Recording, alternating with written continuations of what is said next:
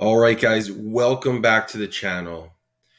And in today's video, I want to talk about the fact that many ETFs now use options, derivatives, leverage, and futures. And these things, say even 5 years ago, 10 years ago, were in the domain of really sophisticated hedge funds. And it's something now where with a click of a button and a small management fee, you can get access to these strategies. So it's definitely something that I think is unique and good for the individual investor, the retail investor, and good for markets. It's not such an arcane, esoteric field any longer.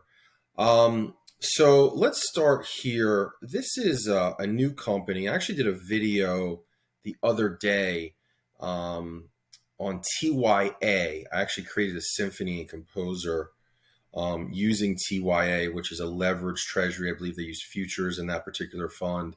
It can replace TMF and has some other functions as well. But this is the same company here, and it's Simplify ETF. And this is a YouTube video that they made on, this is their tail risk strategy. They also have a volatility one dealing with convexity. So I just want to play about maybe 30 seconds to a minute of this just so you can see, again, in an ETF wrapper, what you're able to garner now versus 5 or 10 years ago. So how does it work? CYA invests 10 to 15% annually in a sophisticated option strategy designed to create a highly convex payoff when equity markets decline significantly. The remainder of the fund is invested in high-income strategies to help fund the option purchases.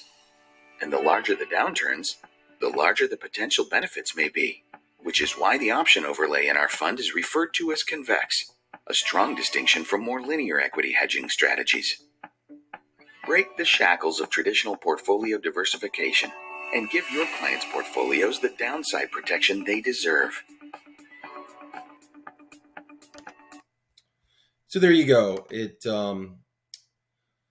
offers some hedging, some downside protection using options. And you don't even have to really, again, go out and do these things yourselves or give your money to a hedge fund and pay 2 and 20. These things are available to you at the click of a button. Here's another one. My close friend, Logan Kane, is doing a series on Seeking Alpha on portfolio stacking. This is a fund that he mentioned, NTSX. This was an extension of a paper written by Cliff Asness and mentioning using a little bit of leverage, a 90-60 portfolio would outperform. So Wisdom Tree just kind of wrapped it in an ETF. So you can kind of just go on Wisdom Tree's site and read all about it.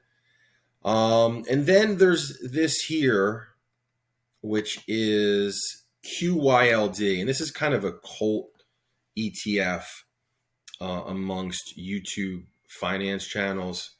And I mentioned this before. My rationale on why that is with the FIRE movement and with millennials looking for income, looking to have a portfolio that supports their lifestyle. Well, if you're buying something like, I don't know, Procter and Gamble or Johnson and Johnson or Dow Chemical, or even just, again, more traditional dividend type stocks, even like NOBL, which is Dividend Aristocrats, the yield is going to be quite low. With QYLD, and there's a couple other covered call ETFs.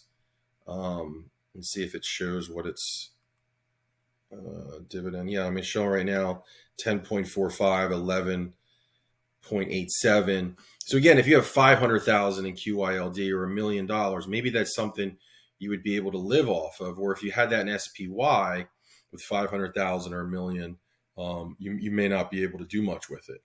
So I think that's the attraction. And again, this is a fund that's using covered calls. Some of the other simplified funds I looked at use both puts and calls. I think there's one called Nusi that actually buys protective puts and sells covered calls.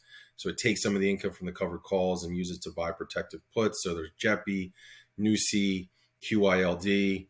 And then, here's another one. And I'm just going through these sort of in a very cursory way. And I just wanted to showcase a couple. I'm actually going to showcase 4 here. And the reason being is, again, these are things that you would have either had to do yourself, go every month in and buy triple Q and sell the covered call and then take the income and then buy it again and kind of do all that. Or you'd have to hand your money to a hedge fund manager and pay a 2 and 20 with high fees. So that would take out a lot of the alpha. And this is one, and again, I don't know if this one is sort of approved by Taleb or if Taleb, consulted with Amplify. So you can see actually it's a couple different companies too. The CYA is Simplify. The NTSX is Wisdom Tree. This is Global X, and now we're on Amplify. And there's a bunch of these startup ETF companies. Defiance is another one that's out there. So there's a lot of different startup ETFs that are doing these really unique things. So here we go, Black Swan ETF. And buffering against the possibility of significant losses. Approximately 90% of the ETF will be invested in U.S. Treasury securities, while approximately 10% will be invested in SPY LEAP options in the form of in-the-money calls. So again, it's an option-based ETF that with the click of a button, I don't know if it has their expense ratio, but usually the expense ratios in these aren't so massive now. Certainly it's not going to be a 2 and 20 that you would have paid. Yeah, expense ratio, here it is, 0.49. So they're not like the Vanguard index funds 0.03, but they're also not 2% of holdings. They're usually like a 0.25, 0.5, 0.75, somewhere in there. So yeah, so that's just a couple examples. And even, the thing that I thought about today also is, you think of someone like Cathie Wood. She's doing ETFs. If she were around 10, 15, 20 years ago, she probably would have her strategies in a hedge fund. But because with the ETF wrapper, it's a lot easier. And you're seeing hedge fund into ETF conversions as well. I just think the ETF is a great tool for investors, especially with, all these sort of these options. Word intended, right? So that's pretty much that. And then I just wanted to do a quick little portfolio update here.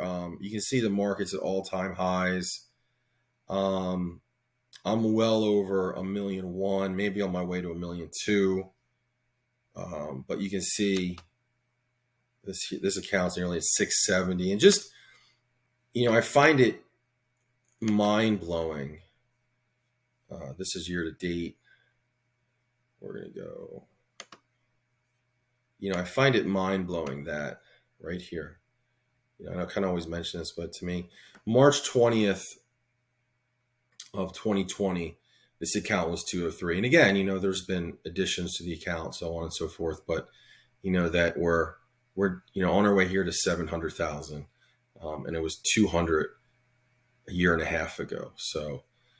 We'll see what happens. We'll see. It'd be interesting to see. Do you think the market is going to hit 40,000 first, or do you think it's going to hit 30,000 first? Meaning, do you think we're going to go from 36.3 up to 40, or do you think at any point the clock's going to strike 12, right? So that there's going to be a big pullback and on our way down to 33,000, 32,000, 30,000. So we'll see. We'll see. And then even here, this account's well over 4 now. 420. This is my interactive. Yeah, 429 is the net liquidation, so 430. So, if you just take those two, and there's other accounts out there, let's say you take 429, 230. Then we go back to TD. And we go plus 668,986. That's almost, it's 1 million right there, 1,000,001. So it's 1,000,998. So almost 1,000,001. And then I have some other accounts, probably another 40, 50, and some smaller accounts. So yeah, $1,150,000, somewhere in that range. Yeah, so that's pretty much it for today. I just want to do a shorter video just on, again, that observation that for you as a retail investor, you through ETFs, you can really access a lot of strategies that heretofore were inaccessible. You either had to have a lot of capital, you had to know the right people, you had to know the right hedge funds, then you had to pay through your nose with the fees. So to that point of accessibility and so on and so forth, with Composer, that's also going to democratize investing to a certain extent, just like the ETFs, in that you're going to be able to build systems of trading here. They're in the final stages now of testing for the multi. I can't wait. I think it's opening in the next 2 weeks. A guy that works there, a friend, had mentioned to me the term dog fooding. And so it means testing. It's like a Silicon Valley tech term. It means testing software. So they're testing the multi, and I can't wait. You can see all my returns. God, I wish I had this a year ago. Look at some of these returns: 230%, 25%, 139%, 82, 80.7, 213%. Look at that, 213.1, 54, 77, 275. What was that? 275.9. Wow. Hopefully when it goes live, then that's when the bear market will come, right? But you never know in this world, and it's very difficult to time. But it's just amazing. If I had started this a year ago, what the account value would be at today. I'm just 113, 108, sort of salivating at some of these triple digit returns. 281. Wow. Yeah, just scroll. 93.9, 88, 93.3, 130.15. All these are 125, 104, again, triple digits, 131. I got a negative. There's one negative, one or two negatives, 100.2, 128. So anyways, I will definitely keep you guys posted on that. And hopefully that'll be soon. And as you guys know, follow this channel. I'm going to try to run about 200,000. I have about 100 symphonies, so I'll probably just run like 2,000 in each or so to start out and kind of see how that goes. So that should be the next few weeks. But anyways, guys, thank you again for liking, subscribing. I crossed 1,700 subscribers. I started this at 70 subscribers, so I've come a long way here. Anyways, take care. Any comments, questions, feel free to reach out. Take care. Ciao.